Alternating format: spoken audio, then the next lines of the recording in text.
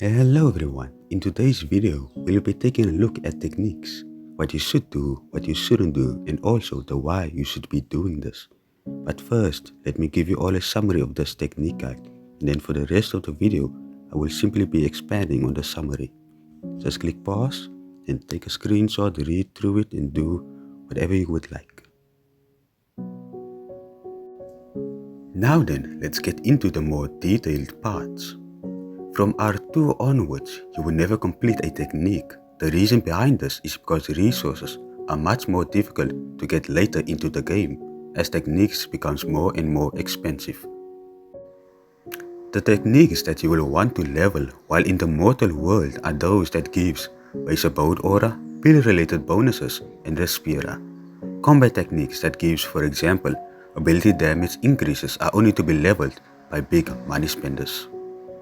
Why do we want to prioritize base abode aura, pills and Respira techniques over combat techniques? Cultivation in the beginning stage of the game will be fast. Connection, Foundation, Virtuoso and Nascent Soul are all very easy and fast to progress through. But once you are in Incarnation, things will start to slow down. Cultivation will get even slower from that point onwards. Thus, you need the base abode aura, pill bonuses, and Respira from techniques in order to speed up your cultivation. I will show you a few techniques that you need to level up. For this technique, it's not necessary to go beyond the cultivation pill effect. I only did that because of ignorance at the time.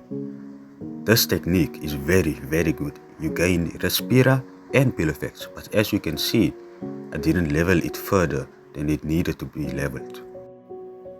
The next technique is astrology. It is also a very good technique, base abode aura, Respira effect and daily cultivation pill attempts. This is a must-have. From the techniques I've shown you guys, you should now have a basic idea of what to level.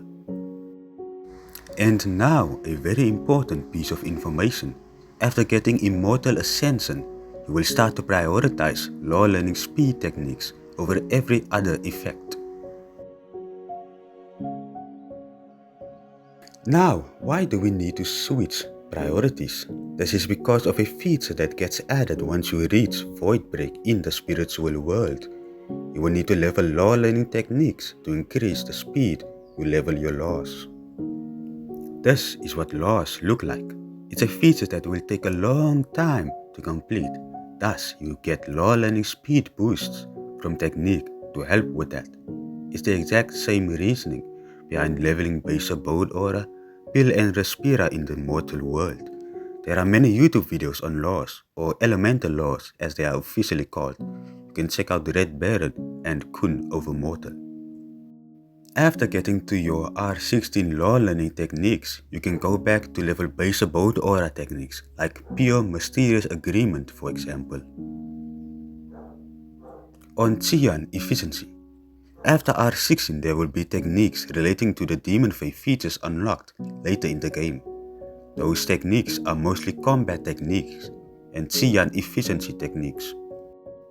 Qian is useful for Demon Fae cultivation, however that will only be the case in the early stage of Demon Fae cultivation. Once you start to be short of Demon Fae stones, another resource for Demon Fae cultivation, then your extra Qian efficiency will not be useful.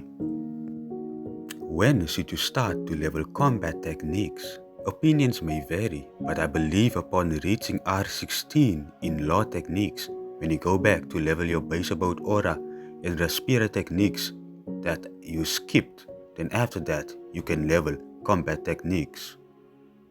Respira techniques in the spiritual world.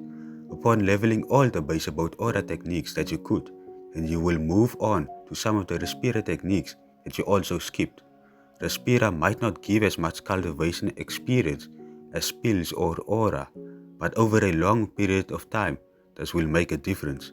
However, it won't hurt you that much if you go for combat techniques first.